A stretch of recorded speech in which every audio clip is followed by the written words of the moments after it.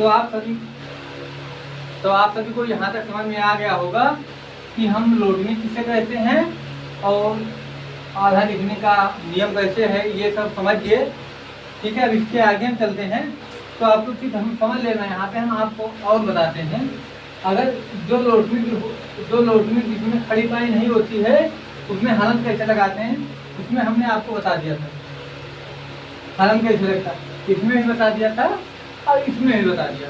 अब हम इसके आगे हमने बिंदु लगाने के नियम, ठीक, कहाँ बिंदु लगाने के नियम।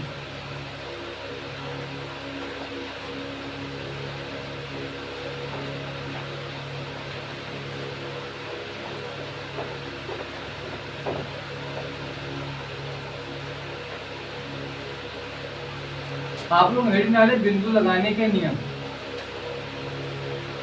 ओके, तो ये आप जानते होंगे, बताता है सिलो रेखा है, क्या है ये खड़ी पाई, ये क्या है सिलो रेखा है, सिलो रेखा। और ये क्या है खड़ी पाई, खड़ी पाई, खड़ी पाई। ये दो आपको एकदम याद कर लेना, ठीक, क्या क्या है। और 5-4 जगह बिंदु लगते हैं, कहाँ कहाँ, ये है, ये अनुस्वार है, क्या अनुस्वार है, ये उच्छिष्ट व्यंजन है, ये पंचमा अक्षर है, मतलब जो पंचमा अक्षर होता है नासिक व्यंजन, तो ये अरबी फारसी शब्दों का है। ये हमारा क्या अनुस्वार है, ये हमारा पंचमा अक्षर है, ये हमारा उच्छिष्ट है, तो ये हमारा अरबी फारसी शब्द है।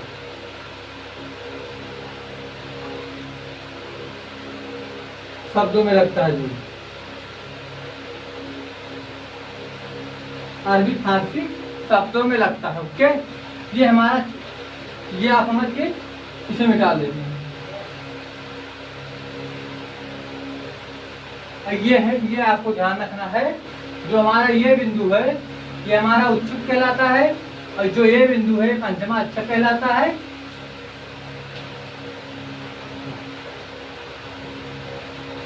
ओके, और जो हमारा ये बिंदु है वो अरबी फारसी शब्द कहलाता है, और जो ये बिंदु है हमारा अनुस्वार कहलाता है। यही 5-4 है जहाँ बिंदु लगती है। इसके बाद 5 नियम है उच्छिष्ट व्यंजन के, वहाँ उच्छिष्ट मतलब बिंदु लगता है, उसके अलावा और कहीं भी शब्द मिले तो वहाँ उच्छिष्ट व्यंजन नहीं लगता। ओके, अब आप लोग हेडिंग डाल लीजिए। एक सेकेंड, थोड़ा इसे हम साइड कर दें।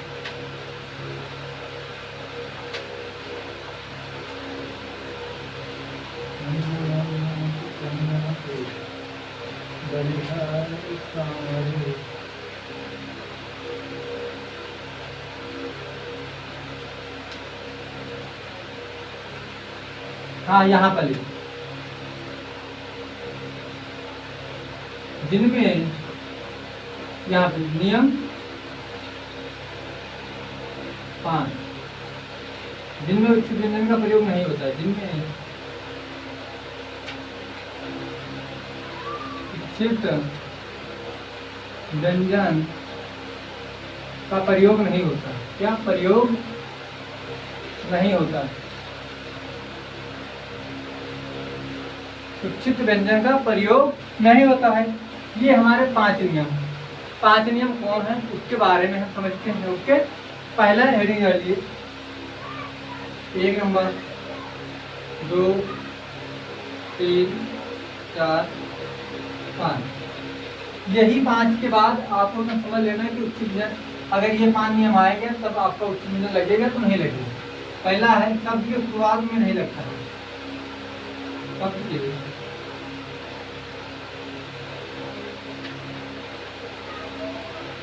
नहीं लगता,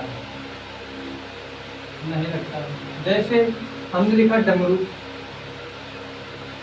डमरू में लगा है, नहीं लगा है, देखिए नहीं लगा है। ओके, शब्द की शुरुआत में उच्छिष्ट व्यंजन नहीं लगता। दूसरा है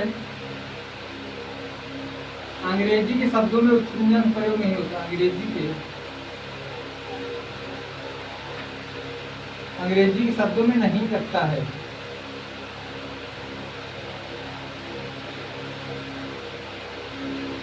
शब्द के शुरुआत में नहीं लगता, नहीं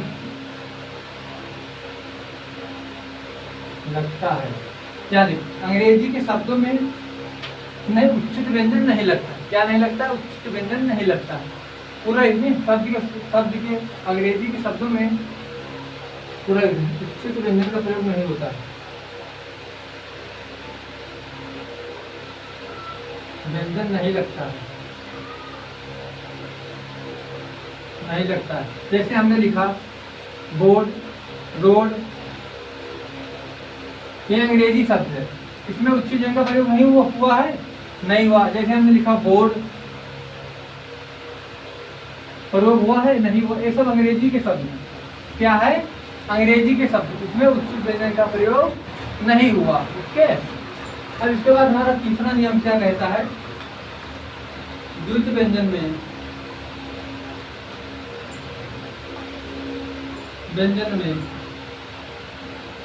उच्चित व्यंजन प्रयोग नहीं हो, उच्चित व्यंजन नहीं लगता, नहीं लगता है। द्वितीय व्यंजन में उच्चित व्यंजन का प्रयोग नहीं होता है। जैसे हमने द्वितीय व्यंजन क्या लिखा? लिखा हमने रिड्डी, आप लोग चड्ढी लिख देते हैं, चड्ढी लिखा है, इसमें उच्चित व्यंजन का प्रयोग नहीं हुआ है। द्वितीय व्यंजन, दो व्यंजनों के बीच कुछ और मौजूद नहीं। ओके। जैसे हमने लिखा हड्डी, हमने हड्डी शब्द लिखा, तो हड्डी में ये दो व्यंजन है, ये द्वितीय व्यंजन, इसमें उच्चित व्यंजन का प्रयोग हुआ है, नहीं हुआ। ओके। ये भी आप समझिए द्वितीय व्यंजन किसे कहते हैं। चौथा हमारा है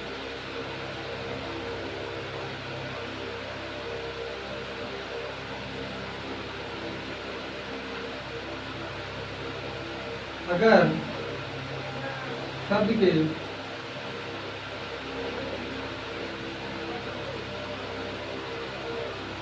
शुरुआत में अगर अनुस्वार है, शब्द के शुरुआत में अगर अनुस्वार है तो उच्चित व्यंजन का प्रयोग नहीं। शब्द के शुरुआत में अगर अनुस्वार है तो उच्चित व्यंजन का प्रयोग नहीं होता है, प्रयोग नहीं होता है, नहीं होता है। जैसे हमने लिखा आडंबर, ये हमारा क्या है? अनुस्वार है, इसमें प्रयोग हुआ, नहीं हुआ प्रयोग। ओके।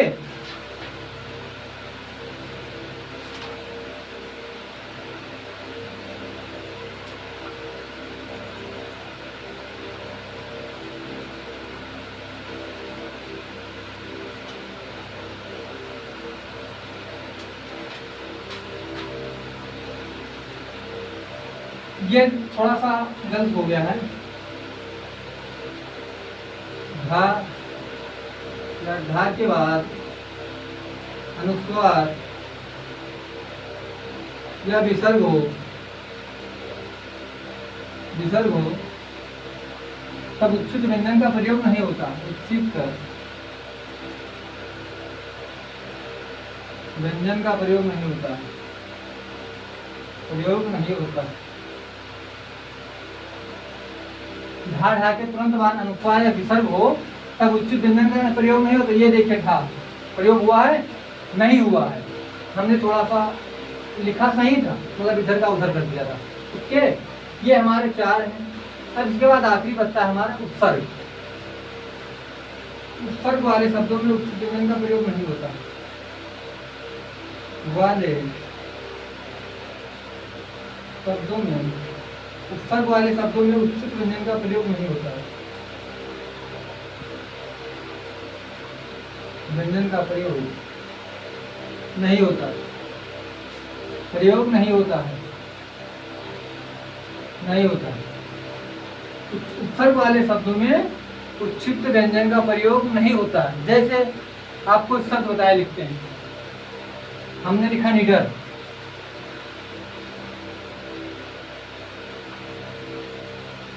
हम लिखा निडर, तो निडर एक उपसर्ग, नी उसके उपसर्ग लगा।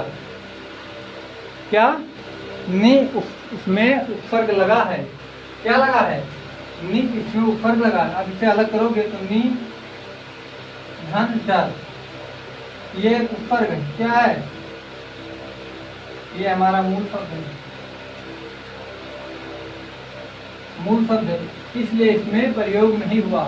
तो आप लोग एक बार इसे स्क्रीन फाड़ लें, इसके बाद हम फॉलो करते हैं। ओके,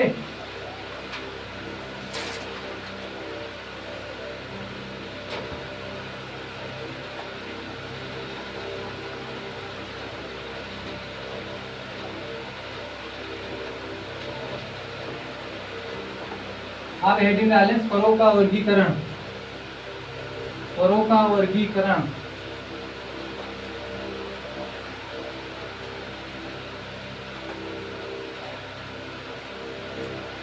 सबसे पहले कमला खाओ, क्योंकि जिंदगी मस्त तो सब कुछ मस्त, बिना कुछ करे कुछ होता नहीं है। ओके, तो आप भी कुछ खाया करिए मौज मस्ती के साथ, आदत मत बनाइए कि आदत बन जाए।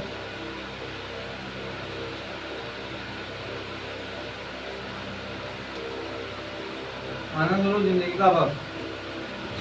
ओके, आप छोड़िए, आप लोग स्वरों का वर्गीकरण।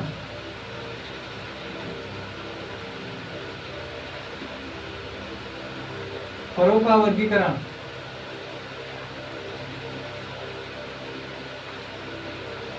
स्वरों का वर्गीकरण तीन प्रकार के होते हैं। कौन कौन? तो तीन प्रकार के होते हैं। हरफ स्वर या एक मात्रिक स्वर या लघु स्वर, इसके तीन नाम है, या हरफ स्वर कहेगा, या एक मात्रिक स्वर, या लघु स्वर। ये तीनों में से एक पूछा जाएगा। ठीक, टीडीटी में पूछा गया था कि स्वरों की संख्या कितनी होती, तो आपको चार बताना है। उसके अभी हम बता रहे हैं।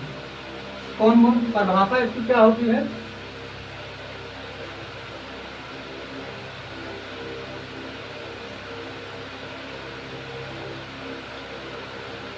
परिभाषा क्या हुई? सबसे पहले परिभाषा में आपको समझना है जिन स्वरों का उच्चारण,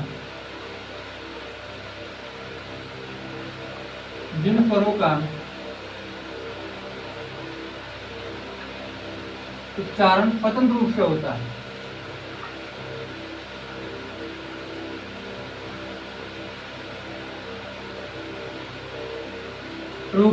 उसे हरफ ऊपर कहते हैं, या एक गुना समय लगे,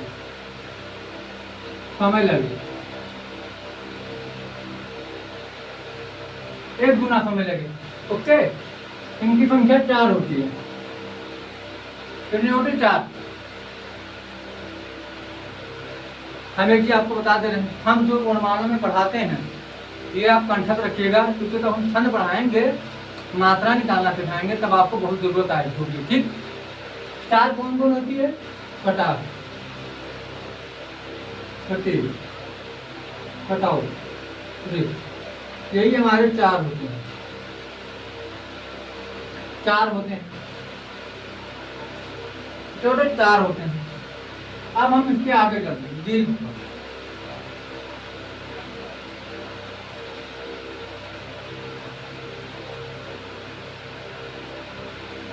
दीर्घ स्वर या संधि स्वर इसी को कहते हैं।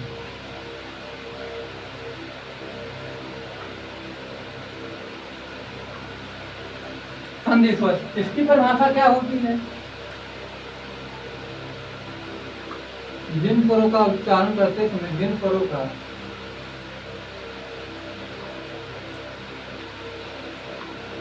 उच्चारण करते समय दोगुना समय लगे, दीर्घ स्वर कहते हैं। अगर ये नहीं पूछा, अगर ये समय पूछे कि दोगुना समय किन स्वरों में लगता है, तो आपको इन्हीं को बताना है, किसको? दीर्घ स्वर को या संधि स्वर को। ओके, इनकी संख्या 7 होती है। कितनी होती है? इनकी संख्या 7 होती है। स्वर 11 होते हैं, 4 ऊपर चले ही गए, बचे कितने? 7। तो 7 इसमें लिख दो, हो गया। कौन कौन? बड़ा, बड़ी, बढ़ाओ, लिए, आए, वो, आओ। तब हम पढ़ते थे हाई स्कूल में, इंटर में, 9वीं 10वीं में पढ़े हैं, तो हमारा 10वीं के बाद स्तर बहुत डाउन था, हम पढ़ते नहीं थे, मतलब वैसे कभी कभार पढ़ते थे। तब ये जिंदगी में हमें स्वर व्यंजन नहीं याद था, कितने स्वर होते, कितने व्यंजन होते हैं। धीरे धीरे याद हो गया, पढ़ाने लगे तो आपको भी धीरे धीरे सब कुछ समझ में आ जाएगा। ओके, सात होती है, ये सात होती है, 3 3 6 7। यही आपको बताना है कि दीर्घ स्वर किसे कहते हैं और संधि स्वर किसे कहते हैं, ये क्लियर है। ठीक, अब ये हमारा बचता है कुल लास्ट, कुल यह संस्कृत का शब्द है।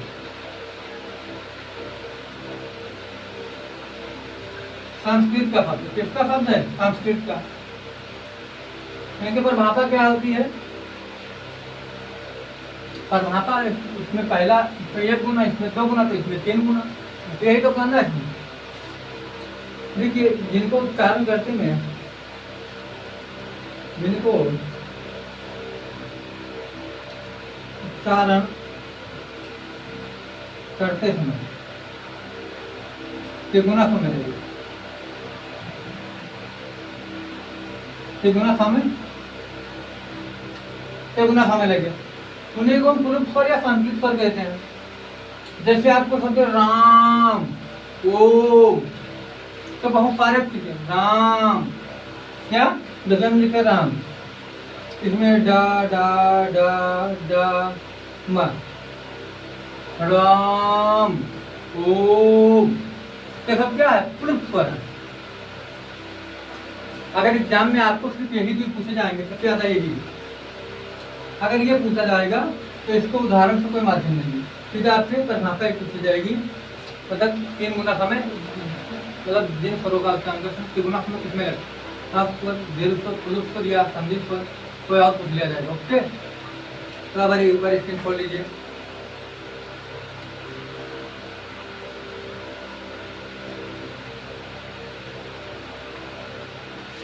रही चले लुगुरी धरी हनिहार बंद नीरज अनजाना।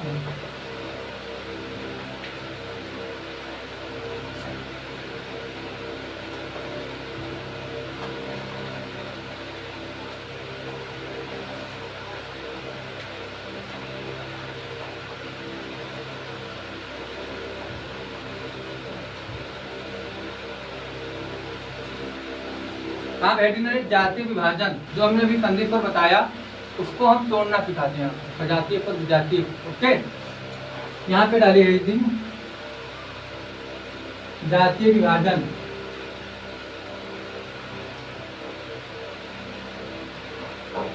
क्योंकि आप एक क्रम से चलेंगे तो आपको बहुत बढ़िया समझना होगा, मतलब सिस्टमेटिक आपको सब मिलता जाएगा और अब किसी याद होता चला जाएगा आपको। ये 2 प्रकार के होते हैं। ओके, पहला हमारा सजातीय स्वर,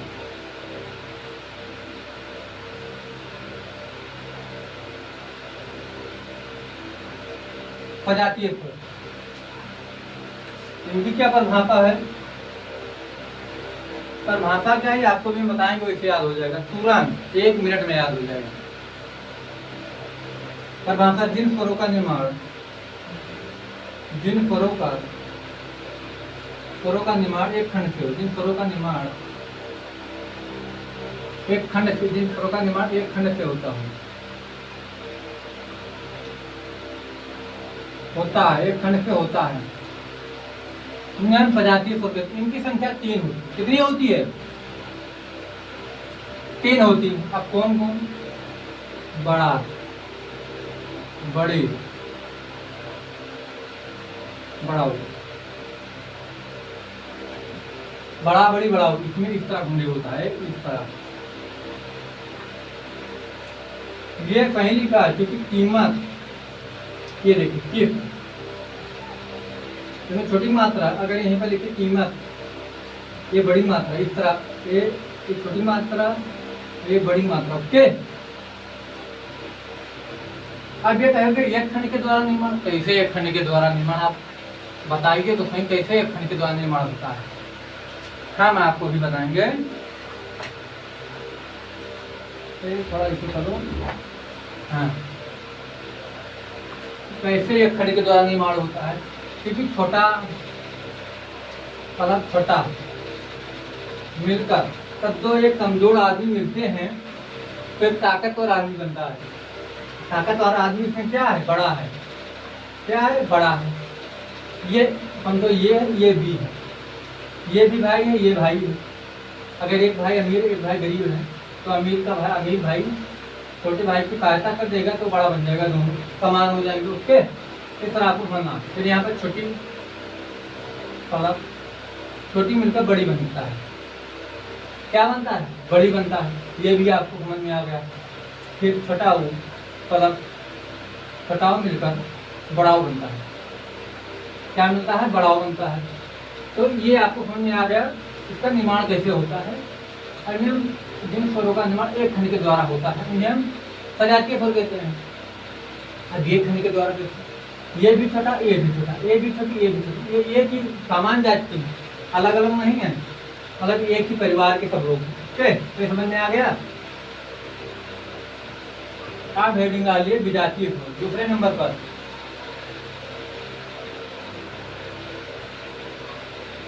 विजातीय स्वर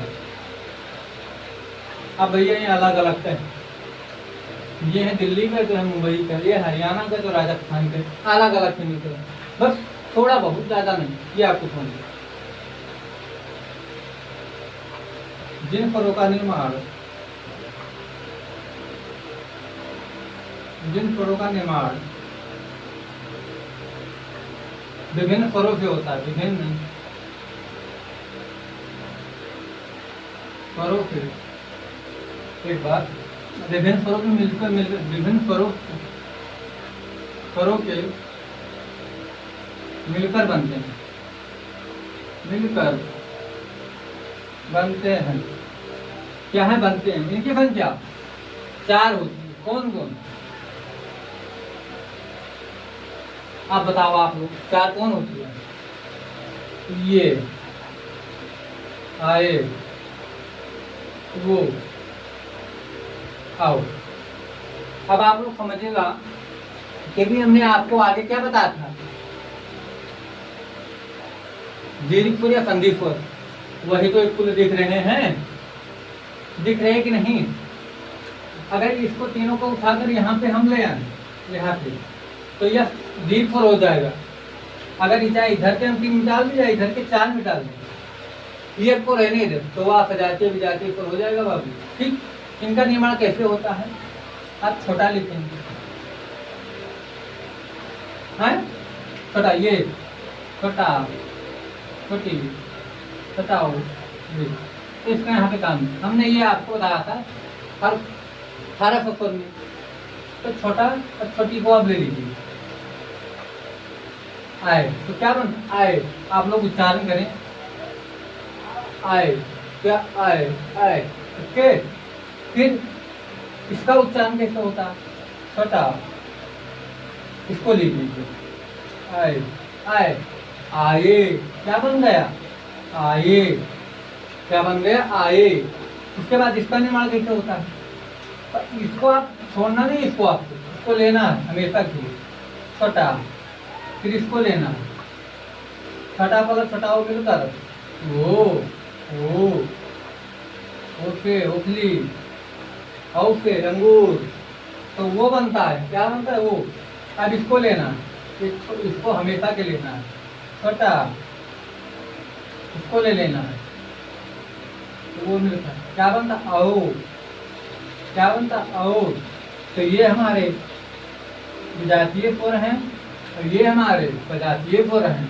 तो यहाँ पर आप लोगों को समझ में आया कि नहीं, आप लोग स्क्रीनशॉट ले। अब हम चलते हैं जीवा के आधार पर स्वरों का वर्गीकरण।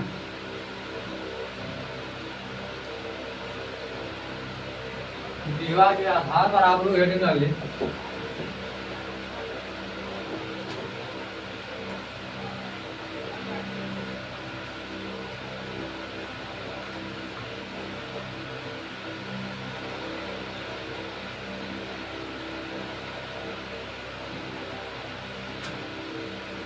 जीवा के आधार पर स्वरों का वर्गीकरण। कमला खाते रहिए, मस्त रहिए। ओके,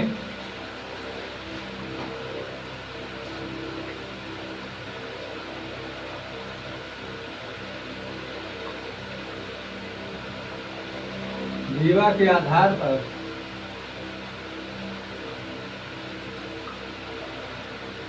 स्वरों का वर्गीकरण। स्वरों का वर्गीकरण 3 प्रकार के होते हैं। 3 प्रकार, कौन कौन? अग्र स्वर,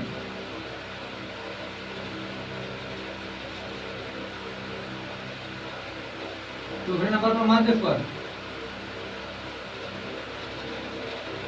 मध्य स्वर, चौथे नंबर पर स्पर्श स्वर।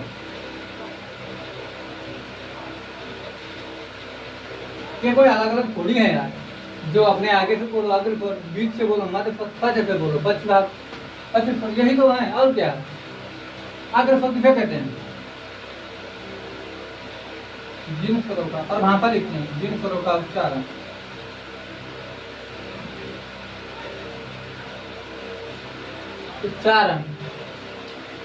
जीभ के अग्रभाग से होता है। जीभ के अग्रभाग से होता है। रखा है उठाना।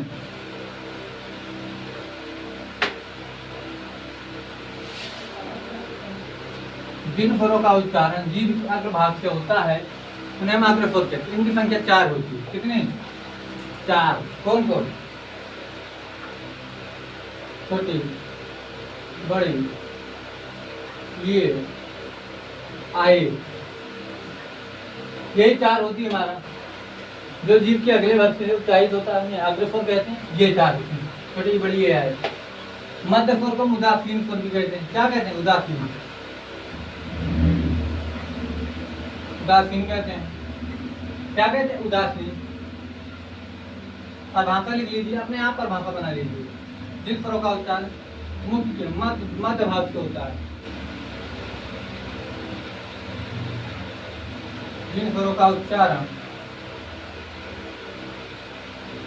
मुख के मध्य भाग से होता है। मुख के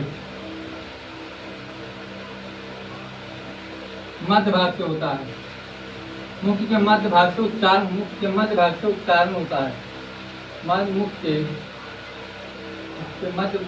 मध्य भाग से उच्चारित होता है। उच्चारण में क्या कहते हैं?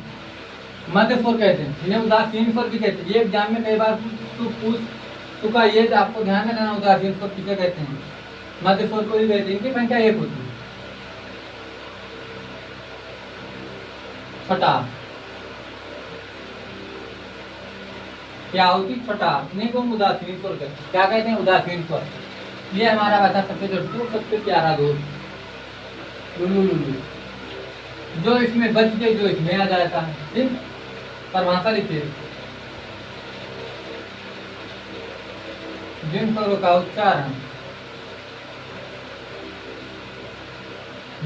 उच्चारण मुख के पश्च भाग से होता है। मुख के पश्च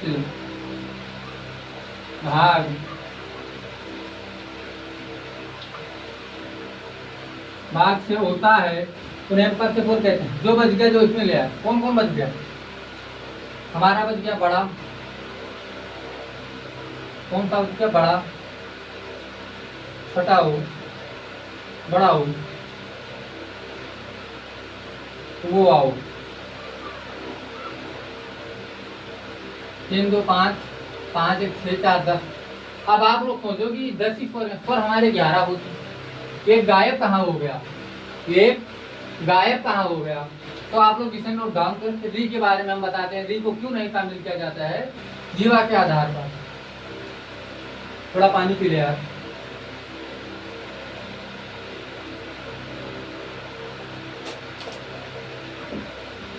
आप हेडिंग ला लीजिए। री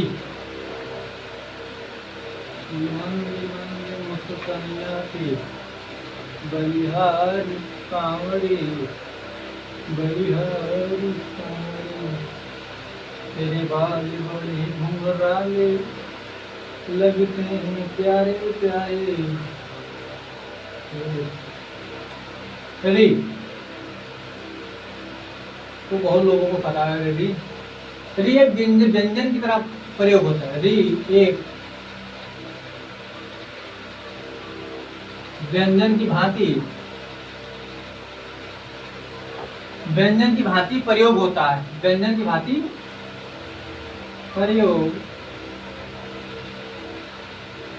प्रयोग होता है। क्यों प्रयोग होता है यह भी आपको समझना, ठीक। आप री इस तरह लिखें चाहे री आप इस तरह लिखें, कोई फर्क है इसमें? इसमें ये व्यंजन की तरह प्रयोग होता है ये भी। ओके, रा, रा का प्रयोग होता है, रा का। फिर यहाँ पर लिखिए, अगर आप हमारी क्लास देखते हैं तो आप हिंदी के मास्टर बन जाएंगे। ओके, रा के 3 प्रकार होते हैं, 3 प्रकार होते हैं। ये आप समझ लीजिए, सिर्फ लिखते हैं रा। पहला हमारा कौन सा होता है, दूसरा, तीसरा। ये समझ में आया? क्यों नहीं? रा की तरह भांति प्रयोग होता है, रा, रा की तरह। रा एक हमारा सामान्य रूप होता है।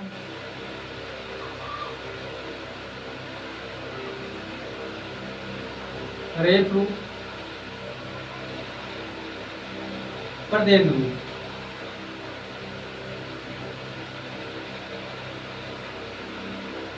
प्रदेन रूप। यही हमारे 3 होते हैं। सामान्य रूप में कैसे आप लिखते हैं, राकेश, राजू, राजू, राजू, राकेश, रोहन। ये हमारा राज जो लिखा है, ये हमारा सामान्य रूप है। इसमें कोई छेड़खानी नहीं, शुद्ध एकदम लिखा हुआ। जैसे हम आते हैं रेफ रूप में। रेफ रूप में कैसे लिखा जाता है? आप कहते हैं धर्म, धर्म, धर्मो, धर्म, धर्म ही परमो धर्मा है। धर्म सबसे बड़ा है, ठीक, धर्म। ये जो ऊपर आप रा लिखे हैं यही है हमारा रेफ रूप। ओके, जैसे हमने लिखा क्रिया नहीं, कर्ता, ये रहा।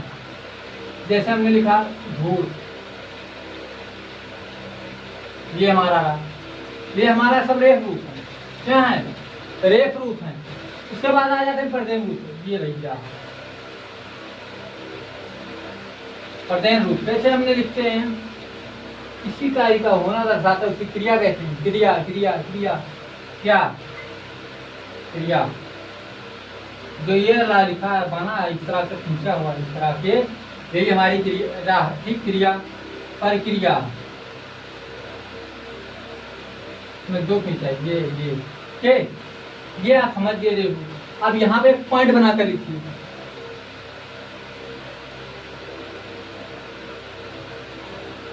रा का, रा की केवल रेफ रूप आधा होता है, आधा होता है, बल्कि अन्य रा पूर्ण होता, बल्कि अन्य रा पूर्ण होता। क्या पूर्ण? क्या पूर्ण होते हैं? क्या होते हैं? पूर्ण होते हैं। आप लोग बहुत जगह देखे होंगे ट्रक। ओहो ड्राइवर बाबू, ट्रक।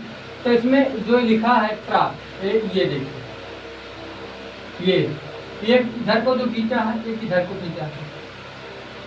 जो इधर को खींचा है ये हमारा क्या हलंत है? क्या है? हलंत है। और जो ये हमारा खींचा है, ये हमारा रा है, रा है। तो इस रा को आप पूर्ण कहोगे, क्योंकि जब इसका आप संधि विच्छेद करोगे, मोड़ विच्छेद करोगे, तो क्या करोगे? क्या रा, रा प्लस का प्लस आ, इसे हटा दीजिए, इसे। रा हमारा पूर्ण है, क्योंकि इसमें टा आधा है। क्या टा आधा है? जब इसे भी आप विच्छेद करोगे तो इसमें स्वर आप हटाओगे, हलन लगाओगे, छठा आ लेंगे। क्या छठा आ? अब ये आधा होगा, का है तो का को हटाओगे तो हलन लगाओगे, छठा आ लिखोगे। ओके, तो हमारा क्या है? रा पूर्ण है इसमें। इसमें भी प्रूफ है, इसमें भी प्रूफ है। ये हमारा ये बाबूजी जो बैठे फिरा तान के, यही हमारा आधा होता है। और जो ये होते हैं ये हमेशा ये पूर्ण होते हैं। क्या होते हैं? पूर्ण होते हैं। आपने आज के बाद ट्रैक में जो लिखा है दोनों राह आप नहीं मानोगे। ओके, समझ गए कि नहीं? एक हलंत है, एक हमारा राह है। अब हम इसके आगे चलते हैं। एक बार आप लोग इसके पढ़ ले लें।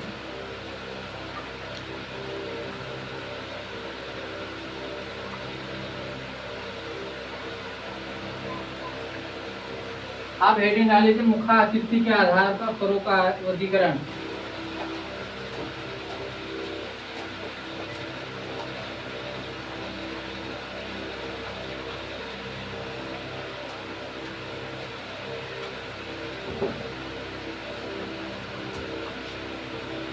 कौन सा?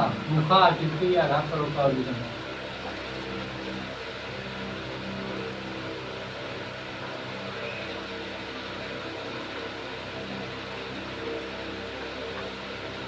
आधार पर करो का वर्गीकरण।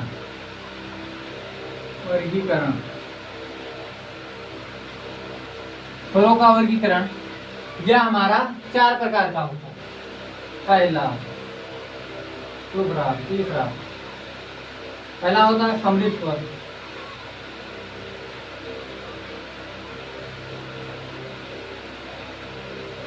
अर्ध सम्मिलित स्वर,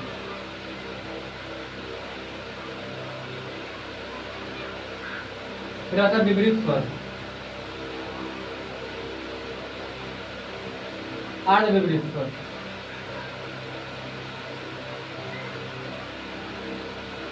अर्ध विपरीत स्वर,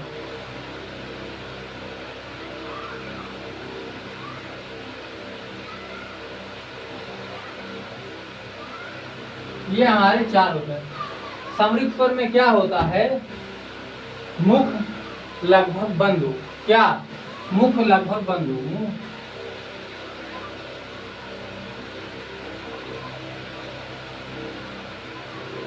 लगभग बंद हो। उनकी संख्या 4। कौन कौन? छोटी, बड़ी, हटाओ पढ़ो। उनकी संख्या 4 होती है। अर्ध सम्मिलित स्वर में मुख लगभग खुला हो, लगभग खुला हो, खुला हो। क्यों? अर्ध सम्मिलित स्वर। इनकी संख्या 2 होती है। ये वो कौन कौन होती है?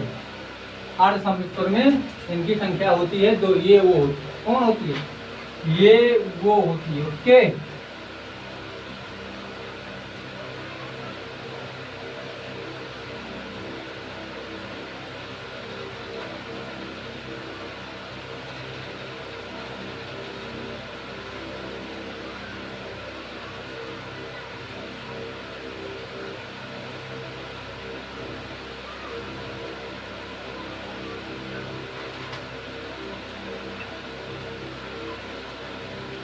चाहे इसमें लिखे मुख लगभग बंद है, मुख लगभग खुला। ये दोनों मुख लगभग बंद भी लिख सकते हैं, मुख लगभग खुला भी लिख सकते हैं। सम्मिलित स्वर मुख पूरा खुला होता है। मुख पूरा खुला हो, खुला हो। इनकी संख्या 1 होती है। बड़ा है हमारे दादाजी। ओके, पुरानिया है, सबसे बड़े हैं घर में, सबसे बड़े। अर्ध विपरीत स्वर मुख थोड़ा खुला हो। मुख थोड़ा खुला, खुला हो। जो बच गया तो इसमें ले आइए। आए, आए हो गया। छोटा आए, आओ। 4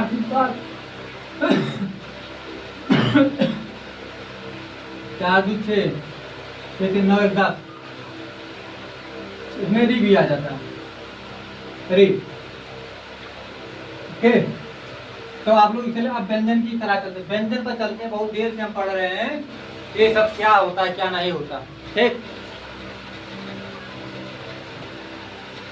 आप चलो हेडिंग डाल लो व्यंजन।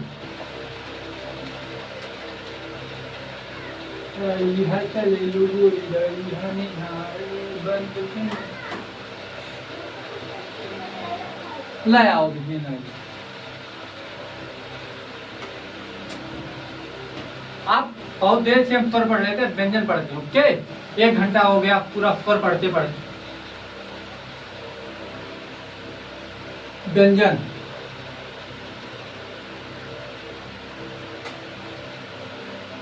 फिर बनाओ वही का, फिर बनाओ का खा गा घा अंगा चा छा जा या ञा टा था दा धा आ ता था दा धा ना ता था बा भा मा या रा ला वा का ता। अब इसमें हम आपको समझना है कि ये जो 5 अक्षर हमारे हैं, ये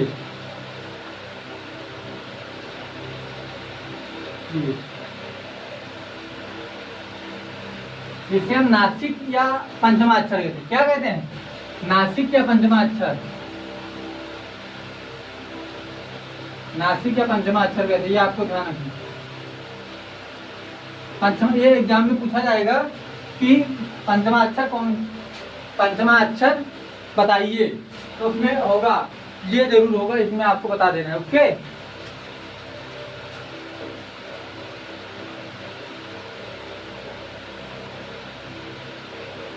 लगा इंजेक्शन हो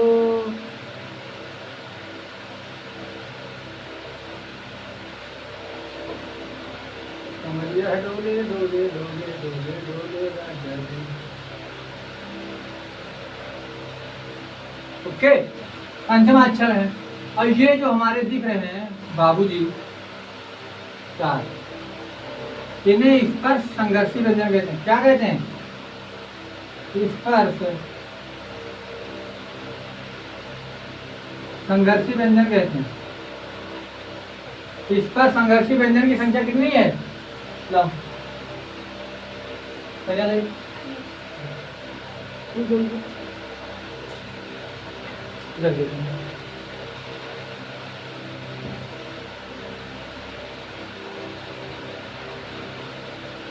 इसका संघर्षी व्यंजन की संख्या 4 है। कौन कौन?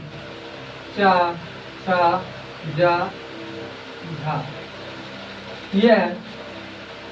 तो जड़ी भी खा लेंगे और इसे मिटा दे रहे भी इसे एक में। और जो हमारे ये 4 हैं, ये 4 ये 4 ये 4, इन्हें इस पर व्यंजन कहते हैं। क्या कहते हैं? स्पर्श व्यंजन। संख्या 20। कितने? 16। कितनी है? 16। तो फिर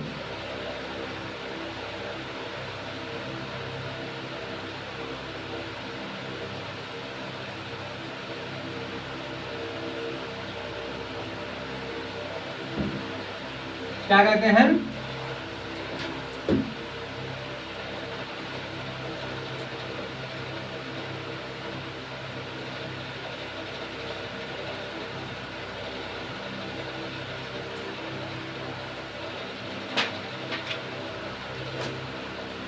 तीसरा व्यंजन कहते हैं।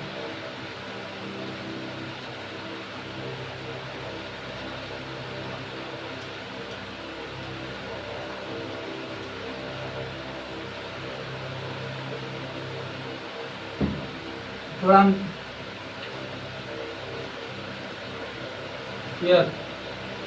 तो लिखे 16।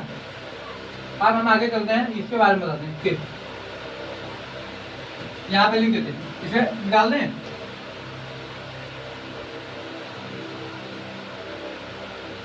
चा छा जा झा, इसका व्यंजन, इसका संघर्षी व्यंजन लिख देते हैं। इस पर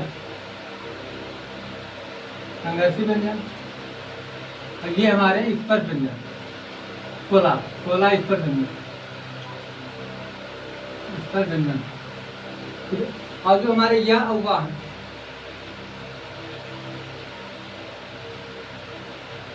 या औवा, डॉक्टर भोलेनाथ तिवारी नहीं, डॉक्टर भोलेनाथ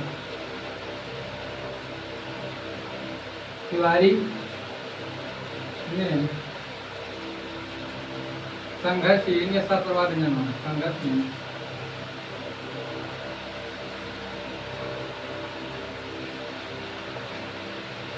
डॉक्टर भोलेनाथ तिवारी ने इसमें आठ स्वर या प्राकृतिक आठ स्वर माना। प्राकृतिक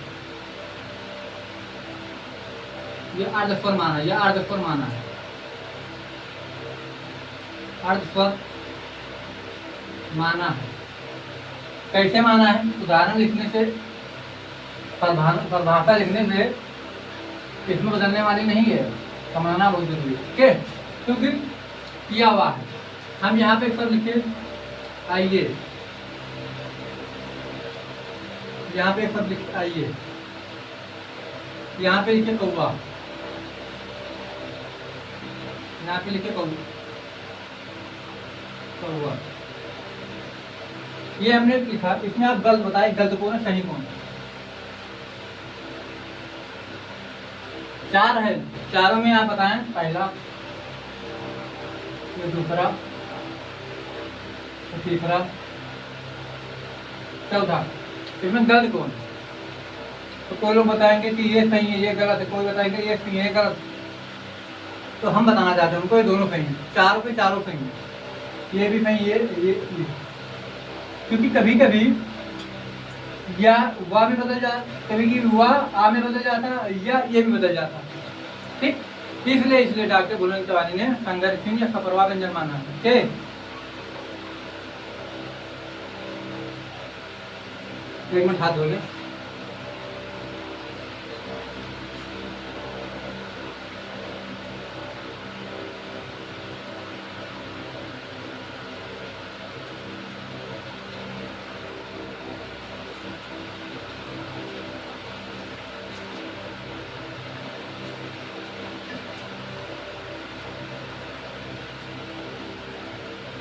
ये समझ में आ गया आप लोगों को? समझ में आ गया होगा। दो बचे, कौन को? या हो गए, तो एक रा बचा, एक ला बचा, यही तो बचे। ओके, यही तो बचे हमारे। इन्हें हम कहते हैं प्रकंपित या लुंठित व्यंजन, या लुंठित व्यंजन। प्रकंपित या लुंठित, रा रा, तब आप रा बोलोगे, आपकी जीभ थोड़ा प्रकंपित लड़खड़ाने लगेगी। ठीक, उसे को हम कहते हैं रा प्रकंपित। ला एक पार्श्विक व्यंजन, पार्श्विक व्यंजन, पार्श्विक व्यंजन, ये भी समझ में आ गया। अगर हम चारों को मिला दें, या रा ला वा, इन्हें हम अंतस्थ व्यंजन कहते हैं। क्या कहते हैं? अंतस्थ व्यंजन। इस तरह लिखो, अंतस्थ व्यंजन। इसकी परिभाषा क्या होती है? जिन व्यंजनों का उच्चारण करते समय, नहीं, जिन वर्णों का, कौन लिखो, जिन वर्णों का उच्चारण करते समय कन पास उच्चारण करते समय कम श्वास वायु खर्च हो, उन्हें अंतस्थ व्यंजन कहते हैं। अंतस्थ व्यंजन कहते हैं। यही हमारे चारों होते हैं अंतस्थ व्यंजन, यही अंतस्थ व्यंजन चारों होते हैं, या रा ला वा। ओके, हमने चारों के चारों अलग अलग करके बता दिए। इसे क्या कहते हैं? इसे जिसका अर्धस्वर कहते हैं, यह प्रकंपित है या लुंठित व्यंजन है, इसे पार्श्विक व्यंजन कहते हैं। ओके, तो आप लोग इसे एक बार नोट डाउन करें, उसके बाद में हम चलते हैं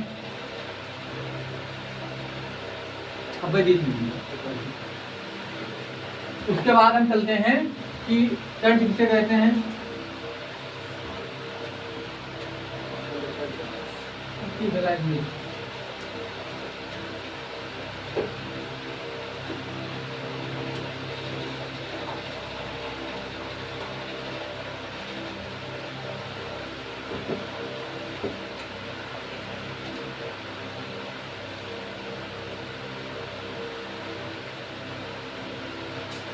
अब लिखे उच्चारण के आधार पर, कंठ से, मूर्धन से, कंठ, ताला, मूर्धन, दंतों से, इसके बारे में हम पढ़ते हैं। उसके बाद हमने अभी अंतर बता दिया, तो उसमें व्यंजन बता देते हैं, तब चलते हैं उसमें व्यंजन।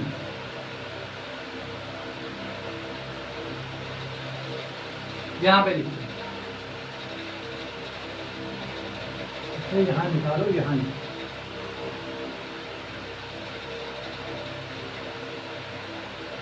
उसमें व्यंजन जिन वर्णों का उच्चारण करते समय ज्यादा श्वास वायु खर्च हो। श्वास वायु मतलब ये जो आप बोलते हैं आवाज निकलती है, इसे कहते हैं, क्या इसे ही कहते हैं। उच्चारण करते समय ज्यादा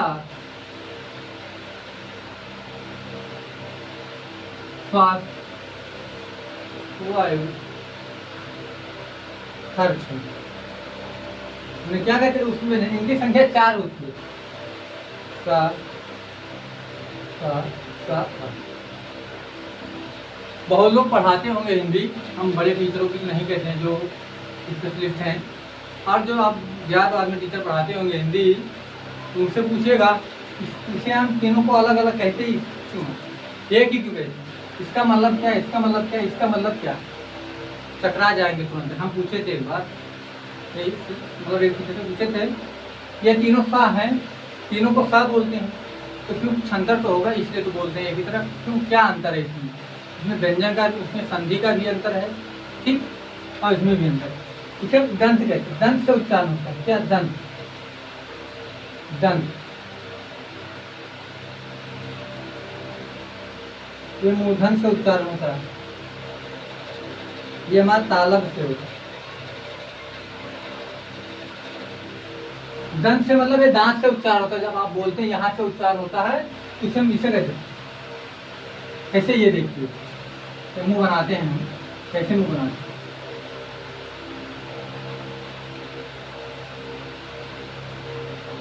ऐसे बनता है मुंह। चलो ऐसे बन गया, समझ लो बन गया। ये हमारा जान लो कंठ, ये हमारा कंठ है, ये हमारा ओठ है। इसके बाद फिर दंत है। क्या इधर से बोलो, इधर इधर से पढ़ लेते हैं। ये हमारा कंठ है, फिर यह तालब होता है, फिर यहाँ पे दंत, कंठ, तालब, मूर्धन होता है। यहाँ पे मूर्धन जो बीच में होता है, ये यहाँ पे देखिए, ये हमारा कंठ, ये फिर ये कंठ है, ये तालब है, ये मूर्धन, ये बीच में मूर्धन है। बीच में क्या मूर्धन है, बीच में कंठ, दंत, फिर यहाँ पे दंत आ जाता है हमारा। क्या आ जाता है, यहाँ पे हमारा दंत आ जाता है, दांत, फिर आ जाता है ओठ, फिर आ जाता है ओठ। वैसे होता है, दंत से उच्चारण होता है, दंत से, दांत से, तब ये सा कहते हैं। मूर्धन से यहाँ से उच्चारण होता है, तालाब से यहाँ से होता है। इसे इसलिए हम कहते हैं कि इसमें ये अंतर है, ये अंतर है हमारा। ओके, ये समझना होगा आपको। परिभाषा आती नहीं तो परिभाषा ही बता देते, किसी एग्जाम में भी परिभाषा नहीं पूछी होती। ओके, इसे क्या कहते हैं, ये हमारा महान व्यक्ति जो बैठे हैं सबसे अलग, इसे हम काकल्य वर्ण कहते हैं। क्या कहते हैं, काकल्य वर्ण। इसकी भी परिभाषा नहीं पूछी जाती, बस ये बता था का क्या नाम, तो बता देना काकल्य वर्ण। क्या, काकल्य वर्ण।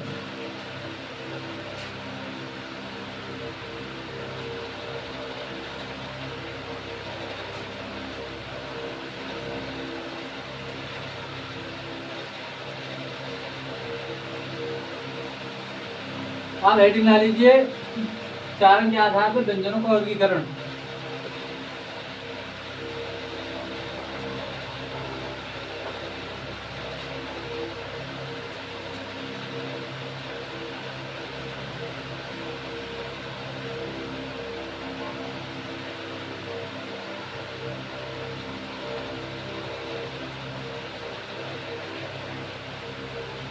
व्यंजनों का वर्गीकरण मान लीजिए 5, 1, 2, 3, 4, 5, 6। ओके, यहाँ पे लिखिए कंठ,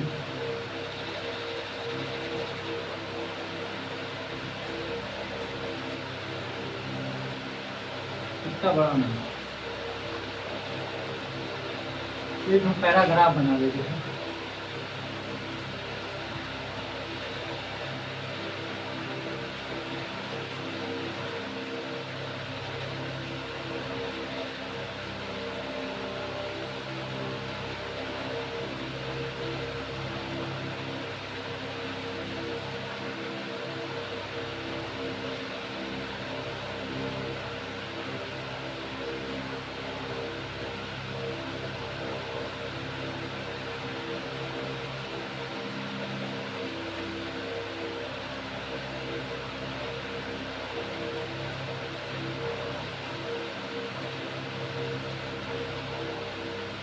ये 3 3 6 हो गया हमारा। ओके,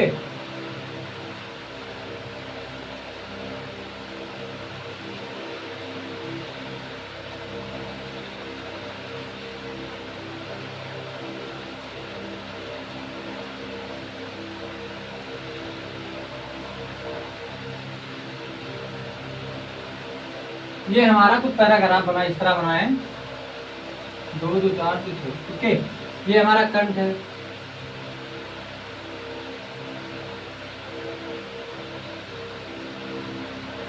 तालब, मूर्धन्य, दंत, कोष्ठक। कोष्ठक ये हमारा है, इसे एक मिटाल देता है, 5 की जरूरत है। मिटा दीजिए।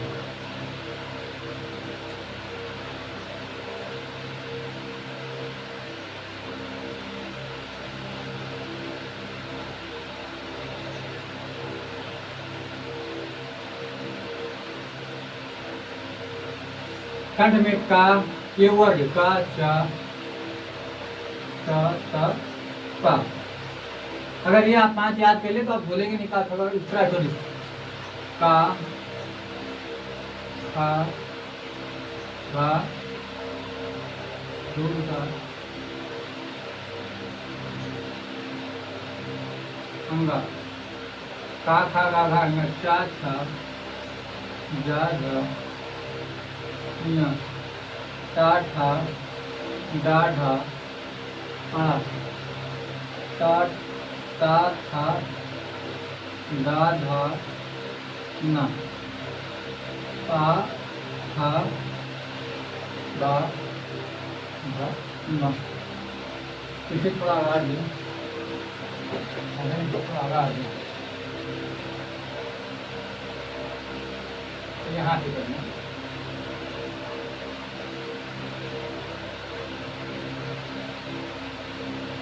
इसमें कुछ स्वर भी होते हैं। क्या होते हैं? कुछ स्वर भी होते हैं, उसे हम आपको बता दें क्योंकि एग्जाम में वहां से भी क्वेश्चन बन जाता है।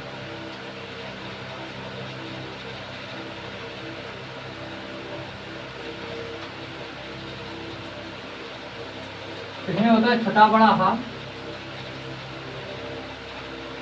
हा, छोटी बड़ी, या सा, ला, सा, जा। अब आगे आप लोग बताएं। री, री रासा, री रासा, री रासा, ला, सा, जा। और एक में बताएं आप लोग, छटाओ बड़ो, छटाओ। थोड़ा ये हमें कंफ्यूज था इसलिए हम, क्योंकि देखना कोई गुनाह नहीं है, बस आपको पता होना चाहिए, हल्का फुल्का चल जाता है। ठीक, अब यहाँ पे देखिए,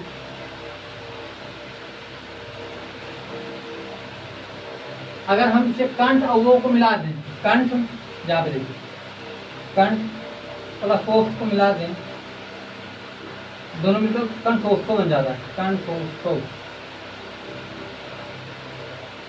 कंठोत्सव बन जाता है। कैसे? कंठ और छठा प्लस छठा मिलकर क्या हमने बताया था अभी, इसमें कंठोत्सव बन जाता है। छठा प्लस छठा मिलकर वो बन जाता है। यहाँ पे देख लीजिए, उसी बन रहा है कि नहीं? बन गया ना?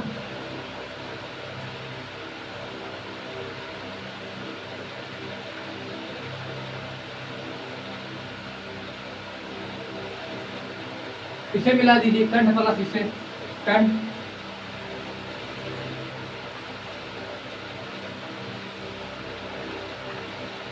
कंठ प्लस तालब, कंठ तालब बन गया। कंठ क्या बन गया? इसमें ये भी तो बन गया ना, वो आओ, वो आओ।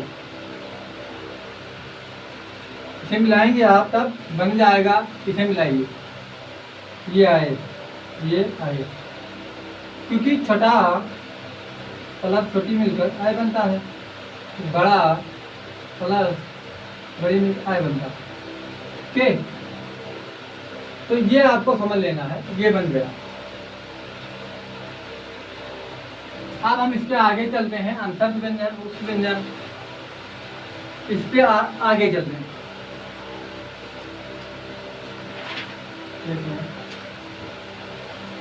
यहाँ पे लिखा डाल दें इसे। ये उच्चारण स्थान है, कहाँ कहाँ से उच्चारण होता है।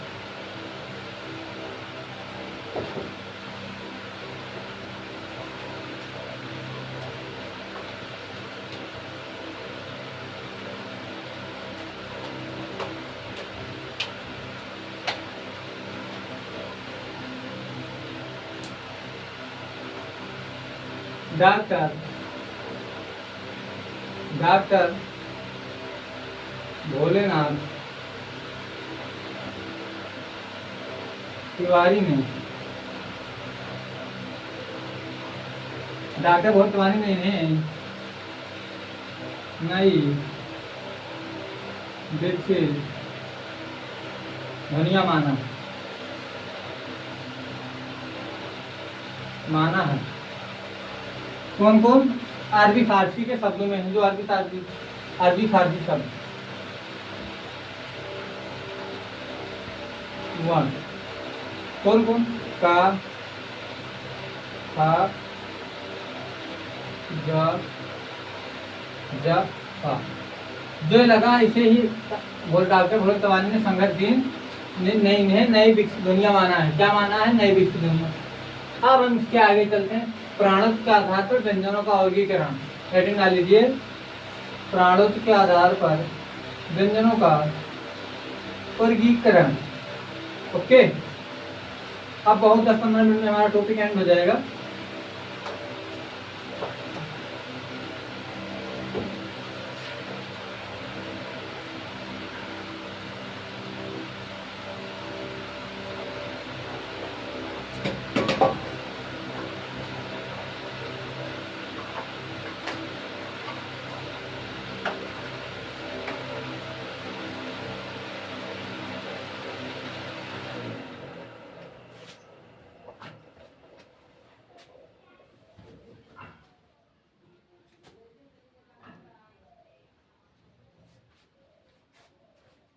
चलो तब ये पढ़ा देते हैं, वहां तक कंप्लीट हो जाएगा है।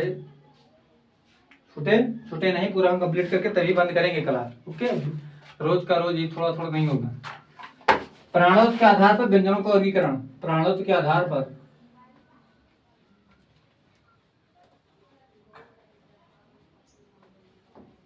व्यंजनों का वर्गीकरण, वर्गीकरण यहाँ पे बनाकर लिख लेना आपको। का, फिर का, खा, गा, अंगा, चा, छा, जा, झा, या, टा, ठा, डा, ढा, अड़ा, ता, था, दा, धा, ना, पा, फा, बा, हा, मा, या, रा, ला, वा, फा, फा, फा, फा। अल्पप्राण, प्राणोत्तर के आधार पर व्यंजनों के दो प्रकार के होते हैं। पहला होता है अल्पप्राण, अल्पनागी से जिन व्यंजनों का उच्चारण करते समय जिन व्यंजनों का उच्चारण करते समय, इसके आगे आप बताएं,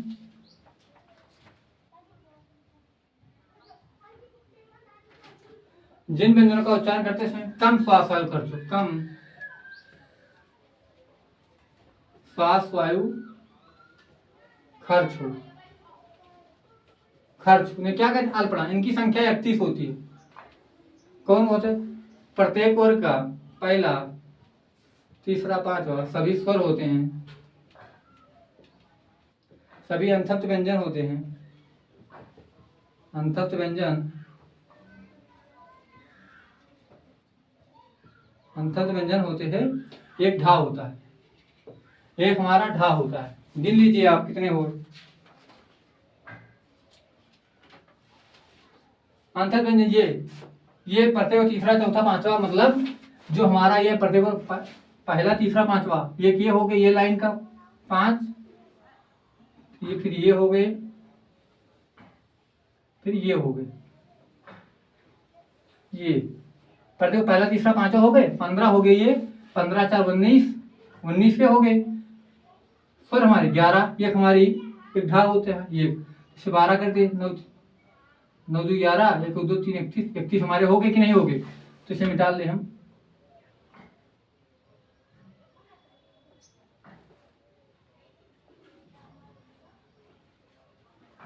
ये आप समझ गए कि नहीं समझ गए? आपको समझ में आ गया होगा। ओके, ये 31 होते हैं हमारे, इससे मिटा दे रहे हैं। सभी स्वर 11 + 4 अंतस्थ व्यंजन, एक हमारा ढा होता है। ये हमारे कुल होते हैं 31। यहां से देख लेना। ओके, फिर आ जाते हैं दूसरे नंबर पर। अंतस्थ व्यंजन हो गया, अल्पप्राण हो गया, महाप्राण पर आ जाता है। किस पे? महाप्राण, महाप्राण,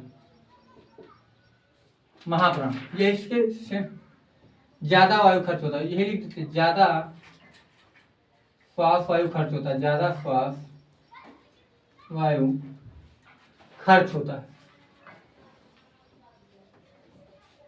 खर्च होता है। ये तीनों हमारे कौन कौन होते हैं? प्रत्येक वर्ग का पहला, दूसरा, कितने होते हैं? प्रत्येक वर्ग का पहला, दूसरा,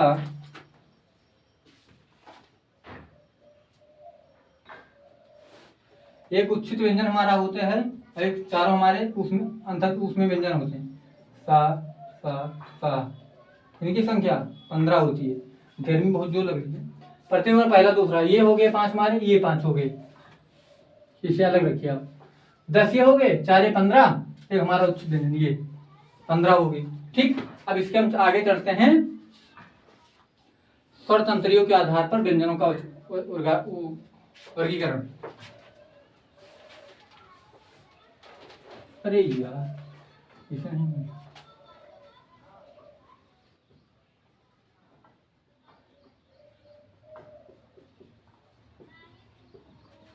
ठीक।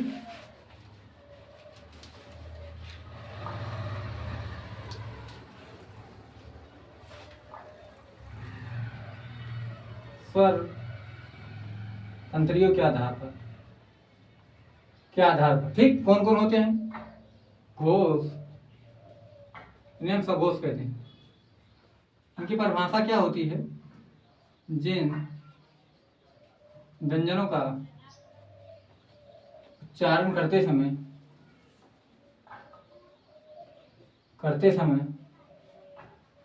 कंपन या झंकार उत्पन्न होता है। उच्चारण करते समय कंपन या झंकार उत्पन्न होता है। इनकी भी संख्या 31 होती। कितनी होती? 31 होती। कौन कौन होते हैं? प्रत्येक वर्ग का तीसरा, चौथा, पांचवा, सभी स्वर 11, सभी अंतस्थ व्यंजन 4, एक ढा होता है। एक हमारा क्या होता है? एक इसमें ढा में हा होता है।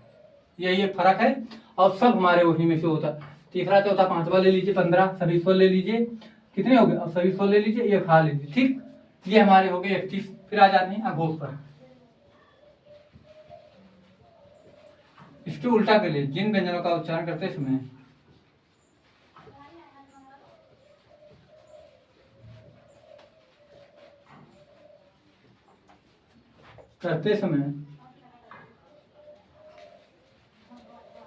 कंपन या झंकार उत्पन्न नहीं होता है,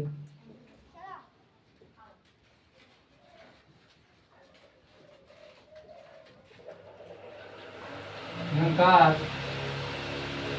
उत्पन्न नहीं होता है, नहीं होता, उन्हें क्या कहते हैं? अब प्रत्येक वर्ग का एक दूसरा चौथा होता है और तीनों का होती है, का इनकी संख्या 13 होती है। कितनी होती है? 13 होती है। एक सेकंड, थोड़ा हवा खाली भाई, बहुत जोर गर्मी लग गई। इसके आगे भी बहुत कुछ है बाकी बढ़ाने की, बस आप लोग पढ़ते जाइए, कहाँ खत्म होगा पता नहीं। तो ये समझ में आ गया आप लोगों को?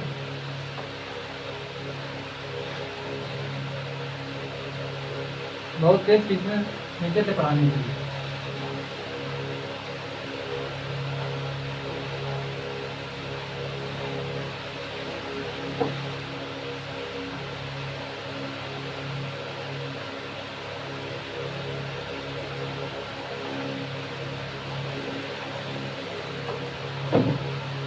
अब हेडिंग डाल दीजिए आप लोग, संयुक्त व्यंजन। क्या? संयुक्त व्यंजन।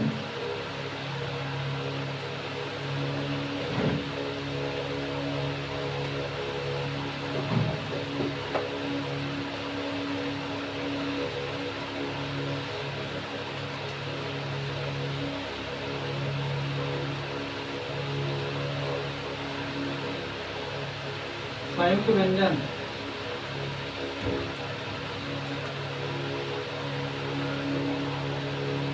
संयुक्त से आप क्या समझते हैं? डबल, मतलब जुड़वा है। जिन इनका परिभाषा जिन व्यंजनों का निर्माण है,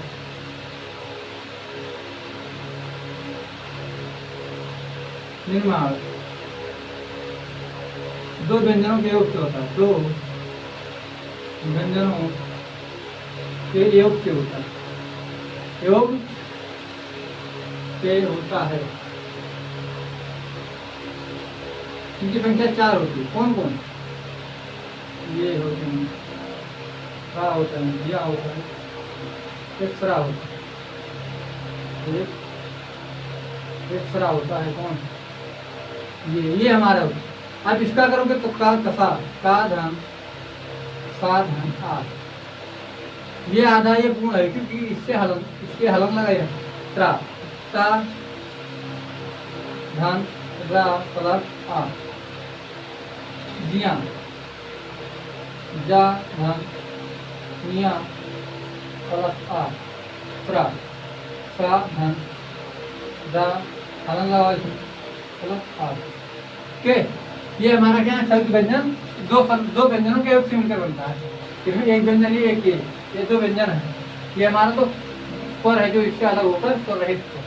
ओके, अब हम चलते हैं, 3 चीज बनना बचा हमारा, उसे पढ़ लेते हैं, उसके बाद हम क्लास एंड करते हैं। अनुस्वार,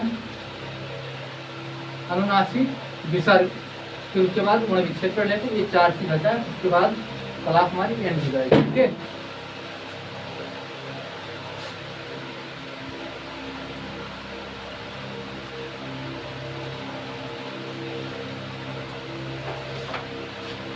एक पे ही तीनों बता देते हैं।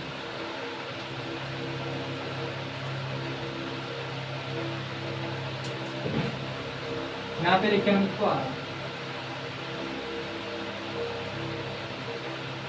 अनुनासिक,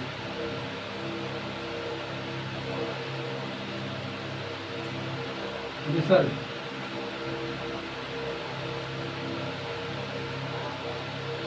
अनुस्वार किसे कहते हैं? जिनको उच्चारण करते समय मुख से एकदम नाक से अधिक ध्वनि, जिनको उच्चारण करते समय मुख से कम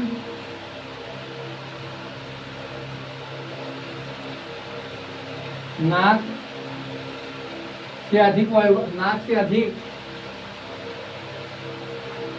वायु बाहर निकलती है, वायु बाहर निकलती है,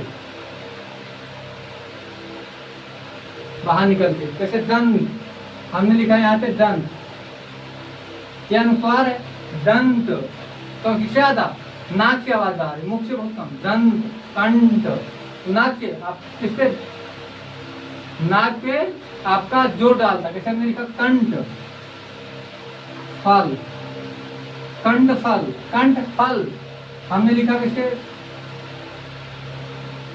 मंद, अनुस्वार से नाक से ज्यादा जोर डालता है, नाक से ज्यादा वायु बाहर निकलती है। ओके, ये है अनुनासिक, इसका उल्टा जिनको उच्चारण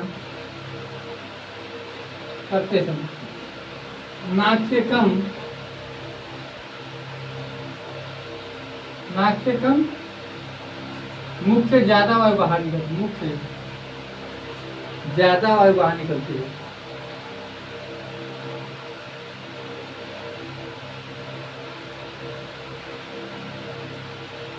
निकलती है। जैसे हमने कहा दांत, हमने कहा दांत, मुंह आपका अत्तम फैलेगा, दांत है। जैसे हमने लिखा ना दांत, आंत, आंत, तो आपका दांत, मुख से ज्यादा वायु बाहर निकलती है, नाक से कम निकलती, नाक पर बल कम पड़ता है, मुख से ज्यादा पड़ता है, इसे अनुस्वार अनुनासिक कहते हैं। अब हमारा बचा सबसे लास्ट विसर्ग, विसर्ग किसे कहते हैं विसर्ग, यह ना तो स्वर है या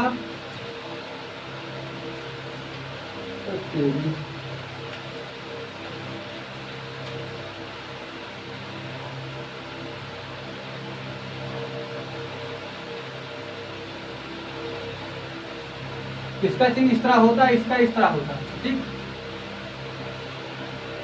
यह इसका विसर्ग का इस तरह होता है, यह ना तो स्वर है, यह सांस्कृतिक के शब्दों में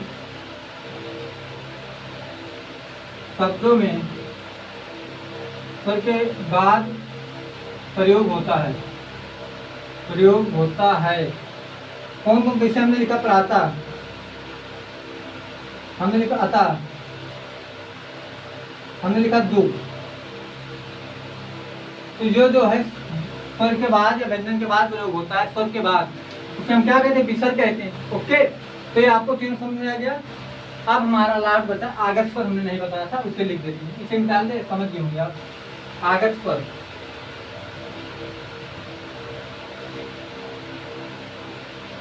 आगत स्वर, यह अंग्रेजी शब्दों में प्रयोग होता है। जैसे हमने लिखा कॉलेज, हॉस्पिटल, भी हम आपको बताते हैं हॉस्पिटल, ये अंग्रेजी का शब्द लिखा है। अब इसे हम इस तरह लिख देते हैं हॉस्पिटल, तो ये हमारा आगत स्वर का काम करता है, क्योंकि ये भी अंग्रेजी का शब्द है, जो ऊपर ये लगा है ये हमारा अंग्रेजी का शब्द है। ओके, जैसे हमने लिखा मेडिकल, तो यहाँ पे लिख दिया मेडिकल, मेडिकल तो उसका शब्द, ये दो शब्द लिखे, तो ये आपको समझ में आ गया, समझ में आ गया होगा, क्योंकि इतना अच्छा से हम आपको बता ही रहे हैं। तो अब हम थोड़ा आपको वर्ण विच्छेद पढ़ा दें, उसके बाद क्लास एंड करें। यहीं पे दो चीज बता देते हैं वर्ण विच्छेद कैसे होता है, आप समझ जाएंगे। जैसे हमने लिखा मोहन, तो इसे आपको तोड़ना है, कैसे तोड़ोगे, ये माँ है, माँ को तोड़ोगे, माँ, माँ पे जो मात्रा है, मात्रा को ये हलन लगाओगे, मात्रा लिखोगे, वो क्या मात्रा, ठीक, पहला सा है, सा लिखोगे। अब हा को तोड़ोगे तो इसमें छोटा आर मिलेगा, क्या मिलेगा, छोटा आर मिलेगा, लिखोगे। फिर ना को तोड़ोगे, ना लिखोगे, तो इसमें हलन लगाओगे, छोटा आर लिखोगे। ये हमारा वर्ण विच्छेद कहलाता है। क्या कहलाता है, वर्ण विच्छेद।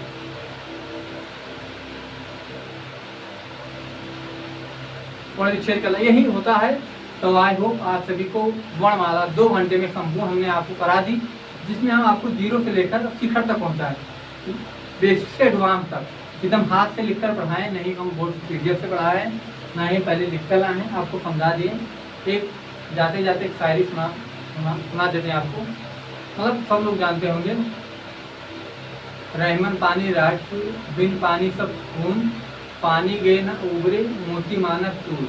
ठीक इसका अर्थ होता है जब कोई व्यक्ति किसी के साथ धोखा करता है, धोखा कर देता है, तब वह किसी का नहीं होता है, आपको भी धोखा दे सकता है। आप लोग इसमें टीचर इंडस्ट्री में देख रहे होंगे, कोई यहाँ से वहाँ, वहाँ से यहाँ आ रहा है पैसों के साथ, वो सब एक धोखा है। तो मिलते हैं कल नेक्स्ट वीडियो में वचन में। आज ये वीडियो अपलोड हो जाएगी, कल हम वचन पढ़ेंगे, उसके बाद हम इसके एक टॉपिक को हिंदी कंप्लीट करेंगे। धन्यवाद।